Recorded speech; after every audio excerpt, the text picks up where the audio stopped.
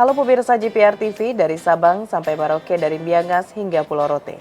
Bertemu kembali bersama saya Mona Azharinisa dalam kanal siaran Berita Pemerintah.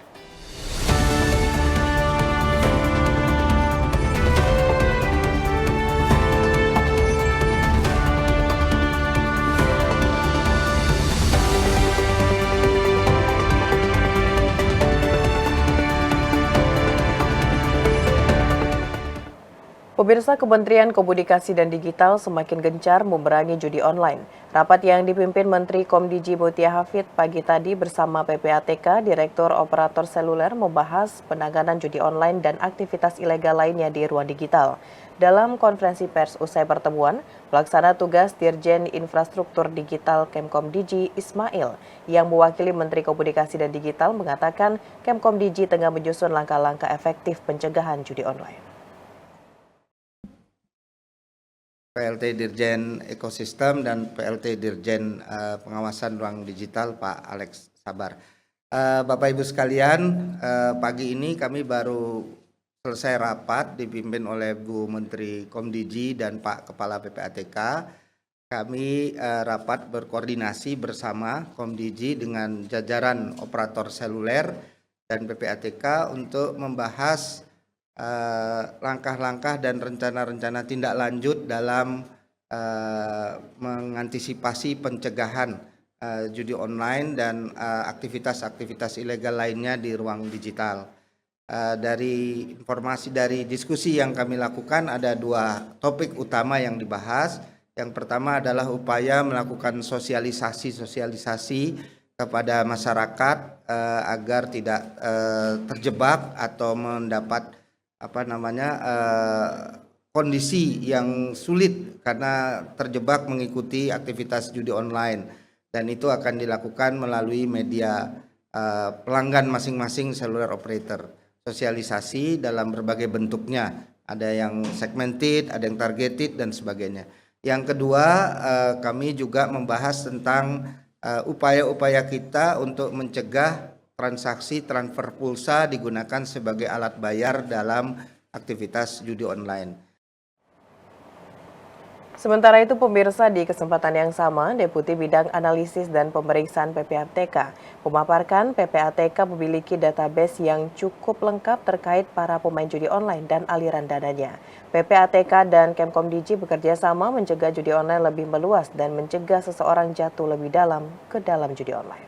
Baik, terima kasih rekan-rekan media. Jadi PPATK mempunyai database yang cukup lengkap mengenai pemain judi online dan aliran dananya, sehingga kami bekerja sama dengan Komdiji terkait dengan aspek pencegahannya seperti yang tadi disampaikan oleh Bapak Ismail. Jadi intinya yang pertama adalah bagaimana bahwa pemain judi online yang teridentifikasi ini tidak bermain lagi. Karena itu sesuai dengan KUHP 303 bis adalah termasuk tindak pidana. Jadi diupayakan melalui bantuan teman-teman operator dari seluler bisa memberikan warning kepada pemain untuk menghentikan aktivitasnya. Selain itu juga disampaikan terkait dengan transfer pulsa sebagai media deposit. Pattern-patternnya akan kami identifikasikan bersama dan dilakukan upaya-upaya pencegahan. Terima kasih.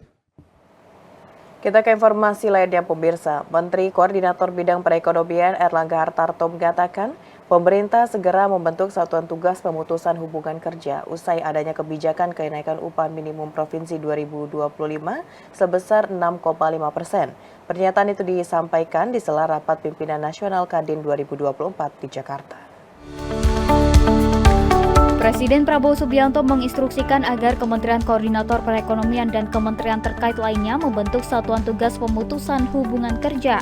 Satuan tugas ini dibentuk menyusul adanya kebijakan kenaikan upah minimum nasional 2025 sebesar 6,5%. Satgas ini bakal mengantisipasi banyaknya PHK yang diambil perusahaan terhadap karyawan atau pekerja karena adanya kenaikan upah. Mengenai kapan Satgas PHK diresmikan dan bekerja, Menko Erlangga belum merinci lebih jauh. Namun ia menegaskan bahwa pemerintah terus mendorong pertumbuhan ekonomi dan menekan jumlah kemiskinan di tanah air. Komisi Pemberantasan Korupsi membuka pertemuan ASEAN Parties Against Corruption ke-20 yang berlangsung pada 2 hingga 5 Desember 2024 di Bali. Dalam pertemuan tersebut, KPK menekankan pentingnya kolaborasi pemberantasan korupsi dengan memanfaatkan digitalisasi atau teknologi informasi. Komisi Pemberantasan Korupsi mendorong penggunaan teknologi dalam upaya pemberantasan korupsi di dalam pertemuan pimpinan lembaga anti korupsi negara ASEAN atau The 20 Principles Meeting of the ASEAN Parties Against Corruption di Denpasar, Bali. Wakil Ketua KPK Alexander Marwata mengatakan pentingnya pendekatan kolaboratif berbasis teknologi guna memerangi korupsi khususnya di kawasan Asia Tenggara. Menurut Alex, korupsi tidak mengenal batas negara. Kejahatan ini tidak hanya melemahkan pertumbuhan ekonomi tetapi juga mengikis kepercayaan publik dan menghambat kemajuan di banyak negara ASEAN. Ia menilai teknologi memegang peran strategis dalam menyelaraskan upaya kolaborasi pemberantasan korupsi di kawasan ASEAN. Teknologi menjadi kunci untuk mengatasi tantangan yang timbul dari keragaman budaya, sumber daya, dan sejarah di setiap negara anggota. Kami sesama lembaga anti korupsi negara ASEAN ingin bekerja sama, berbagi informasi. Nanti kalau ada tindak pidana korupsi yang pelakunya juga melibatkan negara lain, kita juga bisa melakukan joint investigation, ya. Itu tujuannya. Ya. Dengan teknologi, kebetulan tema yang akan kita bawa ini adalah pemanfaatan teknologi untuk penguatan kerjasama. Ya. Saya pikir dengan teknologi informasi itu batas-batas negara itu menjadi semakin kita hilangkan. Alex berharap penggunaan teknologi dapat mengatasi berbagai hambatan yang ada dan dapat menjadi kekuatan transformatif guna membangun kepercayaan antar negara. Pemirsa, PLT Kepala BPS Amalia A. Widyasanti menyebutkan makanan, minuman, dan tembakau menjadi sektor penyumbang inflasi terbesar pada November 2024. Inflasi pada November 2024 utamanya didorong oleh komponen harga bergejolak yang mengalami inflasi 1,07% dengan andil inflasi 0,17%.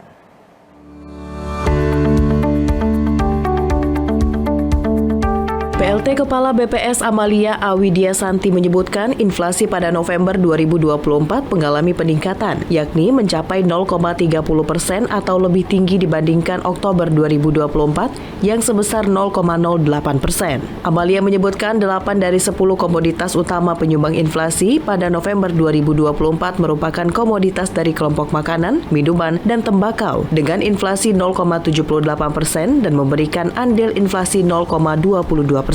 Inflasi pada November 2024 utamanya didorong oleh komponen harga bergejolak yang mengalami inflasi 1,07% dengan andil inflasi 0,17%. Komoditas yang dominan memberikan andil inflasi komponen bergejolak adalah bawang merah 24,87%, tomat 58,88%, daging ayam ras 2,03%, dan minyak goreng 2,17%. Inflasi bulanan pada November 2024 lebih tinggi dibandingkan Oktober 2024, tetapi masih lebih rendah jika kita bandingkan dengan November 2023. Kelompok pengeluaran penyumbang inflasi bulanan terbesar adalah makanan, minuman, dan tembakau dengan inflasi sebesar 0,78% dan memberikan andil inflasi sebesar 0,22%. Komoditas yang mendorong inflasi pada kelompok ini adalah bawang merah dan tomat yang masing-masing memberikan andil inflasi sebesar 0,10%. Badan Pangan Nasional menyerahkan bantuan mobil stabilisasi pasokan dan harga pangan atau SPHP kepada 5 provinsi di Indonesia. Kepala Bappenas Arief Prasetyo Adi menyebutkan langkah ini sesuai dengan pesan dari Presiden Prabowo Subianto untuk memberikan bantuan yang tepat sasaran bagi masyarakat.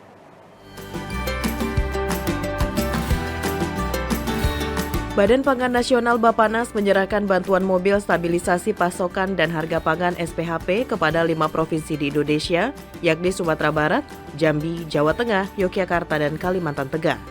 Kepala Bappenas Arief Prasetyo Adi menyebutkan mobil SPHP ini diberikan untuk mempermudah akses distribusi pangan dari produsen ke konsumen dan merupakan langkah awal untuk memperkuat distribusi pangan di Indonesia.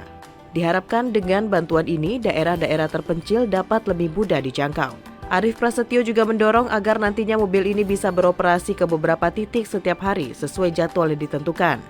Langkah ini sesuai dengan pesan dari Presiden Prabowo Subianto untuk memberikan bantuan yang tepat sasaran dari masyarakat, sehingga inisiatif seperti ini juga diharapkan menjadi contoh bagi daerah lain untuk melakukan hal serupa.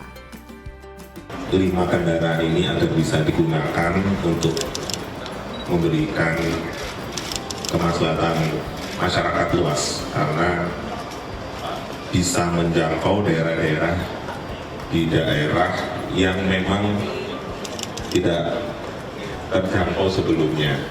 Jadi nanti Pak Kadis Jambi, karena saya ke Jambi dengan beliau muter-muter di Kalimantan Tengah, juga sama kalau Jawa Tengah, Jogja, memang ini sangat perlu untuk sampai masuk. Pemirsa, usai jeda pariwara, kami akan kembali dengan informasi lainnya. Tetaplah bersama kami.